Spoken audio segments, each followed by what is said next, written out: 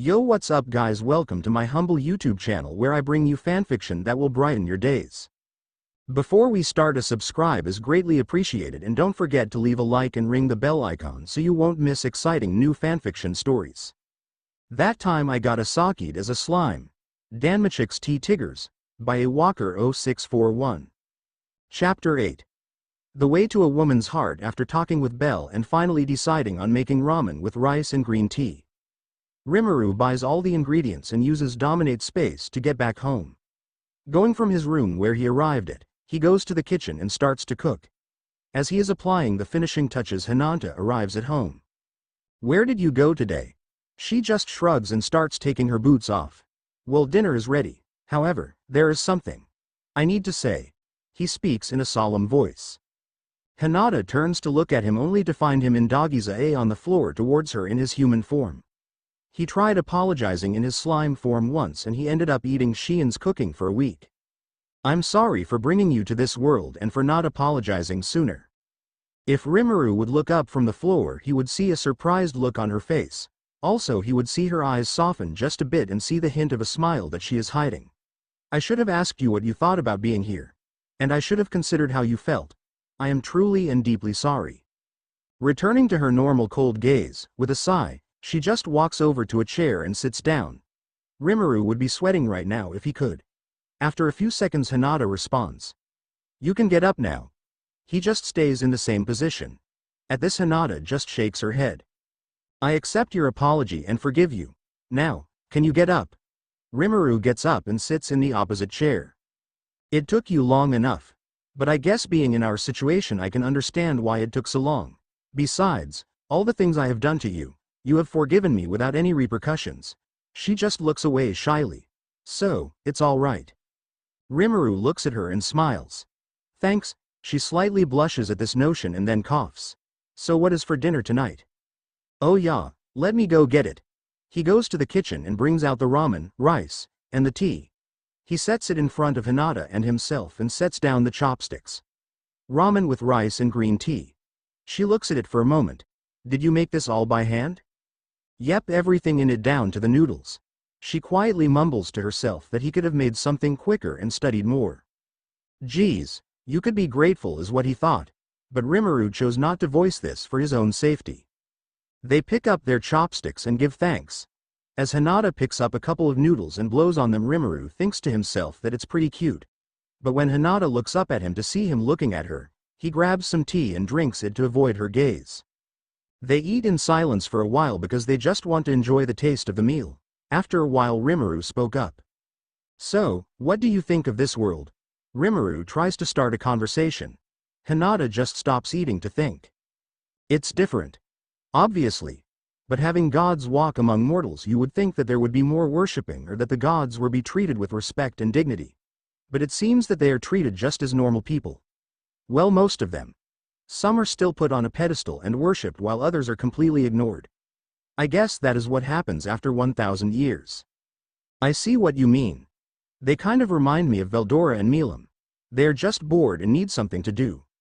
I guess it's pretty common among immortals to just be bored." Rimuru just looks at his food. "But this city reminds me of the ones in Japan. The daily hustle and bustle of people moving in the stores with customers in them. That's what I want Tempest to be like. Alive and active." Hinata just looks at him.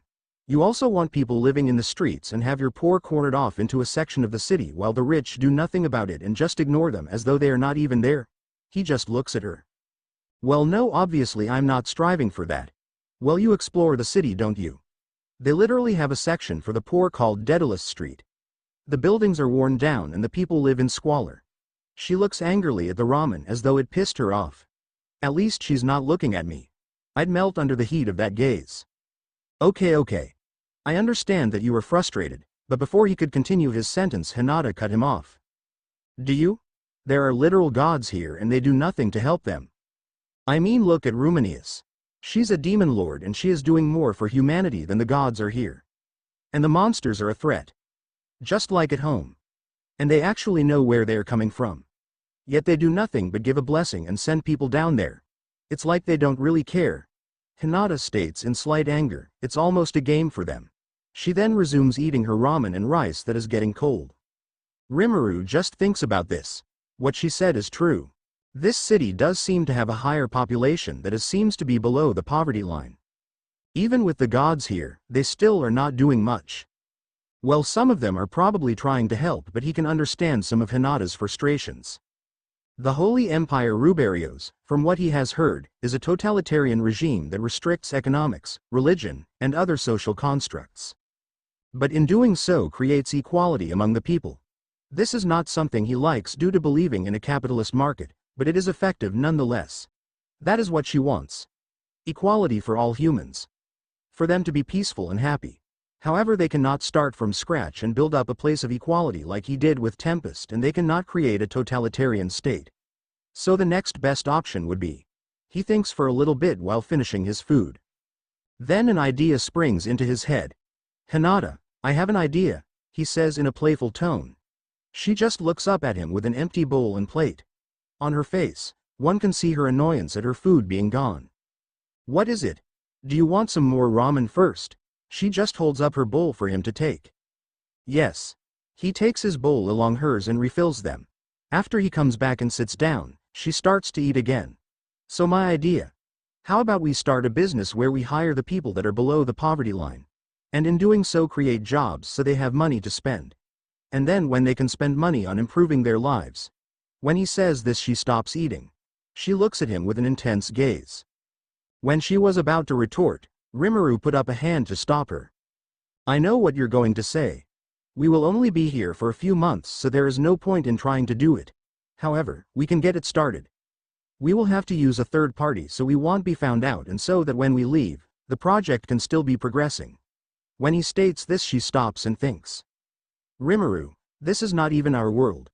Why would we want to do this? Where would we even get the funding? Plus, who could we even trust with this crazy idea? Well, we are here, so we might as well do something productive instead of walking around the city biding our time before we leave. We will be able to help people and spend the money we have. I need to go to the dungeon to regain magicules faster. I'm consuming more magicules than I am regenerating due to the low concentration here. So we might as well make some money to spend things on. And who we can trust?" He pauses to think a moment. "Who can we trust? We don't know many people, and well, the gods don't seem that reliable. Less than notice. Oranos would be an excellent god to talk with, greater than." "Huh? What do you mean? Less than, since he is the founder of the guild, Orario's government. That would make him always involved in the city affairs, greater than." "Ah. So by doing a massive scale project with the guild's backing would bring him in. In doing so, here the guild could be used as the third party, or he can introduce us to another god. Thanks for the tip. We could ask Oranos or the guild for backing or for a recommendation to another god that is trusted on their behalf." Hinata just thinks about this for a bit. "I'm not sure if this is a good idea. There are many things that could go wrong with it. I'll need to think about it." Rimuru looks at her. "That's okay. We do not have to do anything if you don't want to." Hinata gets up after finishing her meal. She gets up and heads upstairs. She climbs a few steps before stopping. She turns around and pauses for a moment. "Thanks for dinner." She then heads upstairs. Rimuru just sits there in satisfaction and drinks some tea. He looks outside to see the sun is setting on the city. "First time she thanked me for making food," he thinks to himself with a little smile on his face. "Are you the one?" She sits there looking out the window. She scans through the crowds of people looking for him. She does this every day since she first laid eyes on him. Sometimes she is able to find him, sometimes she doesn't. "Is today one of those days I can see him?" she thinks to herself as she looks out. Finally, there at a food stall, she sees him. Her heart goes aflutter. Pulling money out of his jacket for some meat skewers. She first saw him when he was going to get something to eat. He seems to always be eating something whenever she sees him. He is quite the gluttonous one. She just shakes her head with a smile and a giggle. She sits there and watches from afar like a princess waiting for her prince. Or a girl in love. Usually she does not like to sit and wait when she finds someone interesting, but this person is hard to find. He's carefree and yet cautious, it seems. She sent her children to follow him, but they always lose track. Even her best lost track of him. It's like he is a ghost. only seen when he wants to be. As she watches closely, afraid of losing track of him, the door opens behind her. In steps a man. Her most faithful and strongest child. "What did you find?" "Nothing," he replies in his deep monotone voice. She would turn around and look at him, but she does not want to lose sight of the current person of interest. "What do you mean you found nothing?" she asks in a sweet yet threatening voice. There were no records of them entering the city, and there were no adventurer sheets on them at the guild. No records of any sorts. Even our contacts have not learned anything. He just stands there and reports. Ah yes, him and his companion. She remembers seeing her. She was cold as ice. One look at her eyes and you could tell that her heart was frozen over. She first thought she was some sort of guard. But it seemed like they were just traveling companions. She followed her to see if she could catch a glimpse of her beloved. But just looking too long made her feel like she was going to freeze. That was just how cold she was. But when she was with her companion, it always seemed that a little bit of ice would melt away. Were you able to find out where they lived? If they could find that out, she could see him every day. No, the ones we sent to follow her were all beaten down. There was little sign of resistance. She widens her eyes at this. It's rare to have 3 level 4s taken down. And especially if there was no resistance. But what surprised her most was that they were even taken out. Not many people would do that to her familia. Her children have been looking for them ever since she saw them. Yet, they did not find anything.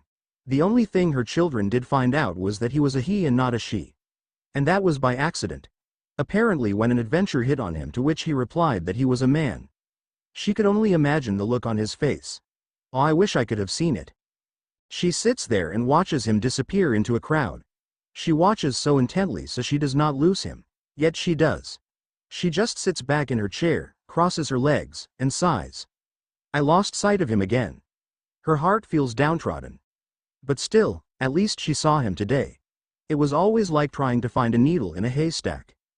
Do you want us to catch him and bring him in by force? He raises a question. No, first we have to find him, which seems hardly possible.